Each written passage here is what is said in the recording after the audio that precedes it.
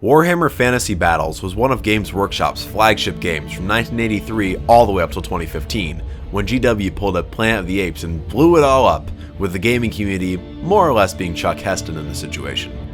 It was replaced with Age of Sigmar, a wholly new game and setting still somewhat rooted in the trappings of the old world, but a brand new game in all regards. Saying this was controversial is an understatement, and the amount of salt and vitriol that poured out of the community was legendary. This coming right at the tail end of years of questionable decisions from GW, culminating in replacing the iconic Space Marine outside their headquarters with a statue of a Stormcast Eternal, a move that even now I consider pretty ballsy and definitely premature. So, with a year for the dust to settle, how's the game itself? I took little interest in actually playing until the match play rules came out, granting points values to the game and giving a more diverse suite of missions to play, and only then did it get my attention. I've played other games where you just eyeball the armies for balance before, and while point systems can have their issues, they're far and away better for balance than just thinking, looks alright, in my experience. So what made me want to play? That would be the amazing sales tool that is Total War Warhammer. I latched onto the Empire immediately, and I had a great time conquering the old world and fighting back the forces of chaos. Before long, I'd found myself possession of an entire Empire army, having enjoyed playing them so much, and I got to painting. The ranks and flanks appeal of Total War and Warhammer Fantasy really got to me, and I was hoping to carry that on to the 9th Age or Kings of War, or even older fantasy editions, as there was interest in my game group. Some of the guys I game with turned on to Age of Sigmar instead, and invited me down for a game day. I've got the models, so I might as well use them. First off, I've only played a little bit of Fantasy. I played 2, maybe 3 games of 7th edition with the Warriors of Chaos army before I sold them due to lack of interest in my area, but the old world was always an appealing setting to me. The Age of Sigmar realms are a bit too He-Man for my liking, and I like the grounded, more traditional fantasy setting of the world that was. Fortunately, the crew I game with are also big fans of the old world, so we treat it more like a historical war game in that regard, using the new rules and some new models, but keeping the spirit of the old game. We set up a big 3v2 game with 3,000 points aside. I brought a fairly typical Empire list and was allied with Dwarves and Sylvaneth, with a pairing of Skaven and Ogres on the other side of the table. The really appealing thing to me about this game was how simple and straightforward the rules were. The fact that they can fit in a 4-page pamphlet is pretty handy, and having all the units, rules, and equipment printed right there in the War Scroll is so much more convenient than cross-referencing between books like you have to do in 40k. Not once during our game did we have to crack open a big rulebook and look around to see how these 2 psychic powers or this special rule and that special rule interacted. Everything was spelled out pretty clearly on the War Scrolls and rules, and that really cut down on the fatigue and frustration I can feel even during a great 40k game. Speaking of War Scrolls and rules, they're all free, which is another plus. You still have to buy the General's Handbook if you want the points values, Grand Alliance bonuses, or missions though. The book's cheaper than any codex by a good $15, and it's packed full of ways to play, so I don't feel bad about picking it up. It also means that a new player could get into the game by buying a box or 2 of models and just downloading the rules for free from GW's site, which is a great way to get new players into the game. As much as I love 40k, at the moment it's kinda hard to get someone into it, especially if they're younger or new to gaming.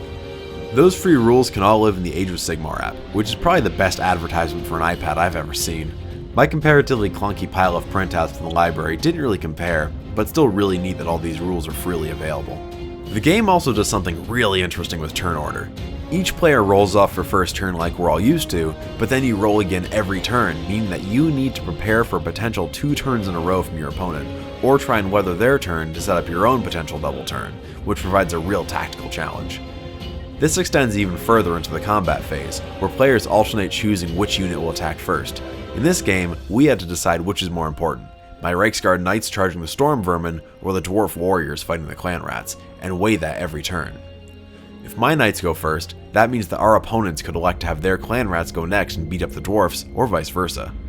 This was especially fun in a multiplayer game, as you got to discuss the pros and cons of each move with your teammates, which gave it a real feeling of cooperation and teamwork. Even compared to 40k, this game is bloody as all hell. Everything can and will kill you, and a 4-up save is considered pretty damn good by the game standards.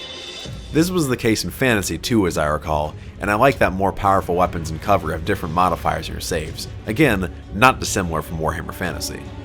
The fact that even the Battle Shock phase, how this game handles morale, can lead to more of your models dying really makes this play fast.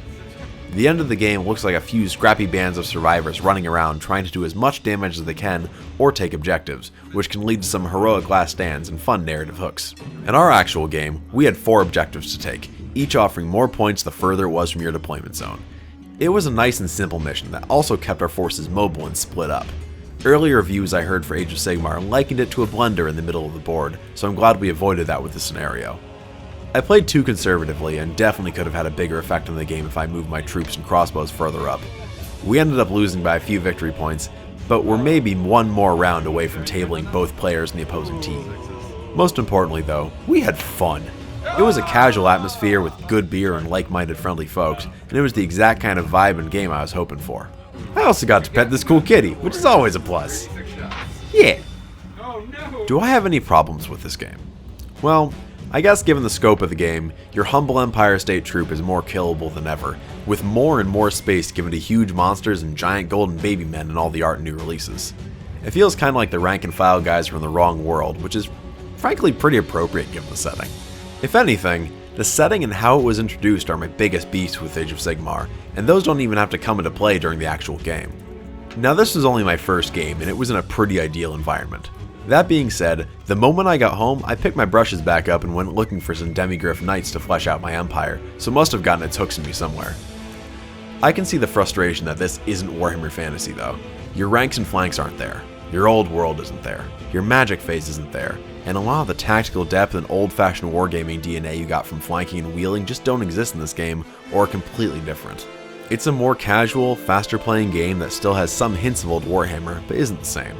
The model-to-model measuring is also really goofy and finicky and opens itself up to more questions, like how can a dude on top of a dragon with 1-inch range even reach anything if you're measuring from the dude, but he's on top of a 3-inch dragon and the sword only has 1 inch of range, so how's anything gonna work? We just measured from bases like reasonable people. I have a gut feeling that it'll go to base measuring whenever the second edition of it comes out. And now for the final question. Do I want 40k to get Sigmar'd? Honestly, a little bit, yeah. It's pretty telling that most of the people I was playing with were burned out in 40k's piles of rules and found the simpler, more straightforward Age of Sigmar more appealing. I don't want to see the setting change though. The rumors say it'll go from 2 minutes to midnight to 1 minute to midnight, which is fine, but the actual game can stand to be simplified a lot. Cut out formations, make the rules free and easily accessible, and put all the rules and war gear for each unit on their respective war scroll. There's just this real freedom from the bloat that 40k has accumulated over the past 20 years, and while part of that may be due to it being a new game, it's refreshing, and I feel like it could be the shot in the arm that 40k needs. I also feel like GW more or less used Age of Sigmar as a testbed for a lot of these new ideas. Looser army organization, free rules, simpler and more straightforward play, and community interaction. GW is a very different company than it was even a year ago, and I feel like with the feedback they've gotten from Age of Sigmar and the new direction they've been going in, a somewhat Sigmar'd 40k could be a really good thing. Thanks for watching my Age of Sigmar video. I've only played one game, so my thoughts might change in the future, but I'm excited for now. Let me know what your experiences have been like in the comments. You can follow me on social media to watch my armies grow for both 40k and Age of Sigmar, and you can hit that subscribe button to see the next video the moment it comes out. Thanks for watching, see y'all next time.